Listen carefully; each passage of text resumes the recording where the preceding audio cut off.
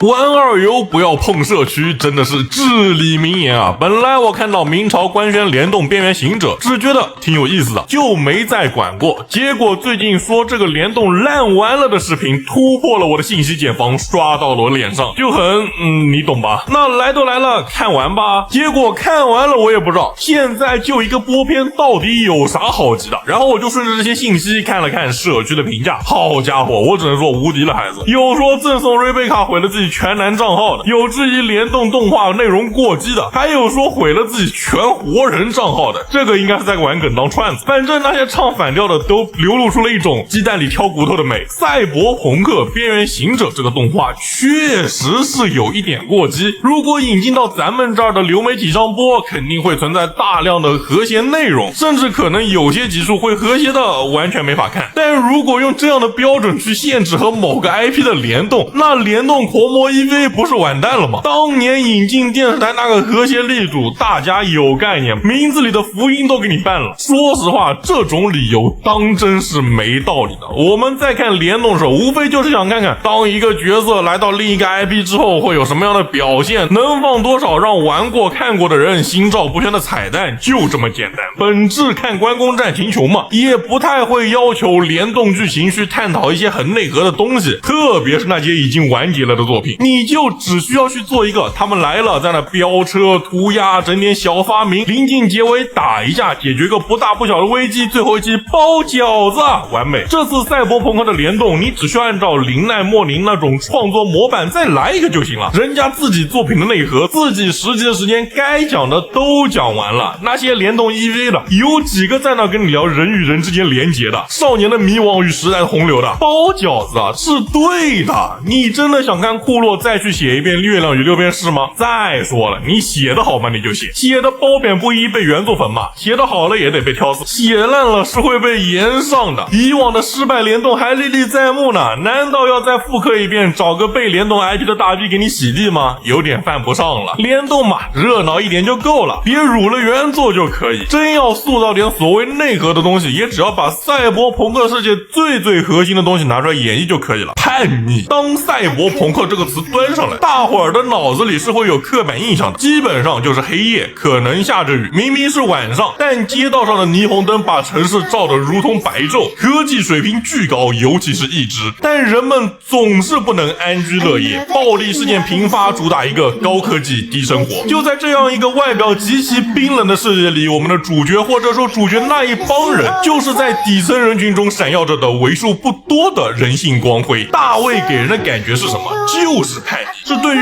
说教和管教的叛逆，是对于控制与压迫的叛逆，是对于统治的抗争。这种叛逆并不需要什么理由。你们看大卫做的事情，他其实是一个没什么灵魂的角色。前排提醒一下，会有大篇幅剧透，很多时候他只是被各种各样的事情推着走。我们从大卫打上荒坂塔就可以看得出来。或者我们换一个问题，是什么让大卫一步步打上荒坂塔的？是母亲的死，因为母亲的死，他获得了斯安威斯特，因为他察觉了露西的小偷小摸，被带进了组织，靠着执行任务赚赏金。随着故事后期的种种变故，他为了救下露西打上了荒坂塔。但你会发现，故事从开头到结尾，大卫的心中真正作为自己目标的其实只有一件事情，送露西去月球。甚至这件事情连露西自己都已经抛在脑后了。在赛博朋克这种冰冷逐利的世界里，为了钱，任何人可以出卖任何人。大卫偏偏有着最质朴的愿望，去月球，哪怕这只是一个从别人那儿借来的理想。如果这都不是叛逆，那还有什么能被称为叛逆？如果一个人的理想是逆着整个时代的，还不能被称为叛逆，那还有什么能被称为叛逆？如果一个人在冰冷的世界中维持着人性的光辉还不叛逆的话，那还有什么能被称为叛逆？我不知道明朝这种基调的游戏要写出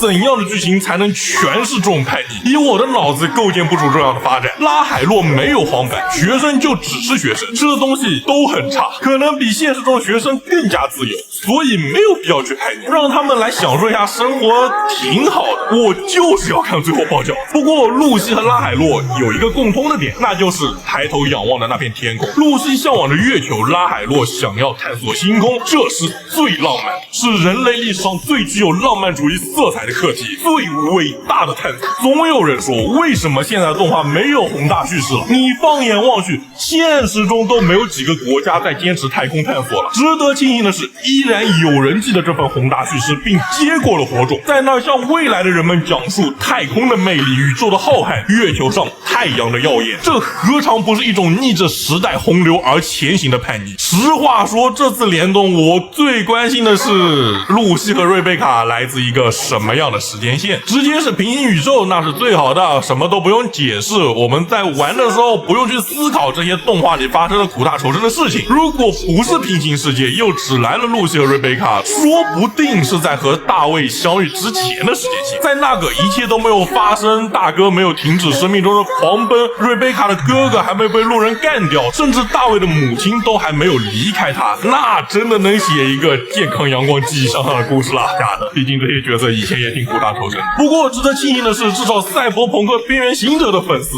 没有那么狂热，没有把边缘行者传成一个宗教动画。第一集血腥的镜头真的起到了很好的筛选作用啊！部落只要别发狂，给俩角色来个很夸张的 OC， 应该也不会起什么节奏。不过真的带节奏的是什么人，大伙心里也清楚。那他们都这样了，还能怎么办呢？顺从他们喽。最后的最后，让我引用评论区的一句话作为结尾：原来联动模型真的能做的和2D 动漫这么像，这么还原啊！好的，本期视频就到这里。你对于这次联动是一个怎么样的看法呢？或者想看到老顾再联动点什么 ID 呢？在评论区说说吧。我是凯西，我想和你聊聊动画。